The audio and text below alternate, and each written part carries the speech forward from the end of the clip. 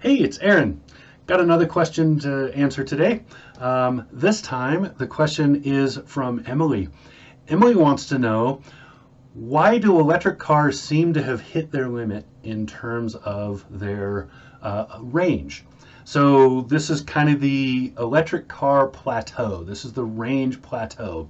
Um, Most electric cars are somewhere between 250 and 350 miles in their expected range.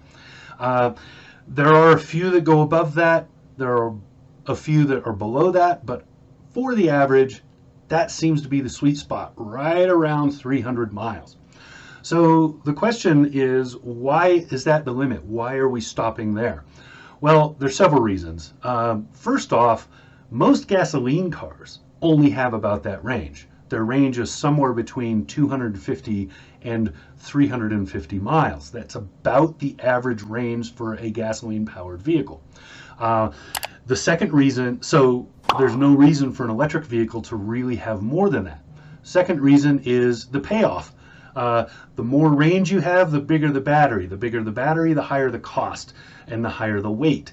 Eventually, you get to a point where the weight of the vehicle is too much. You're losing, so there's an equilibrium. You hit a point where the weight of the vehicle starts dropping the amount of range you get for more weight. So manufacturers are trying to kind of find that sweet spot, and they seem to have found it at somewhere in that 300-mile range. Most drivers, so if you sit down and you actually think about what you do on a daily and weekly as a regular drive, you're probably only driving somewhere between 15 and 40 miles per day. Most electric vehicle owners are plugging in at home. They're not going to the fast charger because honestly, those are fairly expensive and they're a little bit hard on your battery. You're way better off not wasting that time and just pulling it into your house, parking, plugging it in, and walking away. You can go do other stuff. You don't have to wait for your car to charge. You're already home. So most people are charging their car and most at home, and most electric vehicle owners are charging maybe twice a week. Just keeping that battery above roughly 50%. You don't really need to, you don't have to plug in every day. You don't have to, it's not a rigmarole. It's fairly straightforward for most people. It's only when you do the road trip thing that you really start thinking about what is the range of my vehicle. And like I said, for gasoline owners, you're going to drive, if you're road tripping, you're going to drive 250, 300 miles. You're going to stop. You're going to refill the car. In the process of refilling the car, you're probably going in, getting snacks, using the bathroom, doing stuff like that. Well, that 20 to 30 minutes of time that you're spending outside of the car is the time that most electric vehicles can get about 80% of their charge back.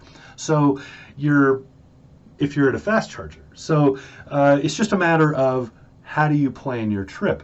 Now, right now, the infrastructure isn't quite there yet. It's going to be a little while. But still, the paradigm is that most of us don't drive as far as we think we do. The average drive length for most people in this country is about 12,500 miles right now.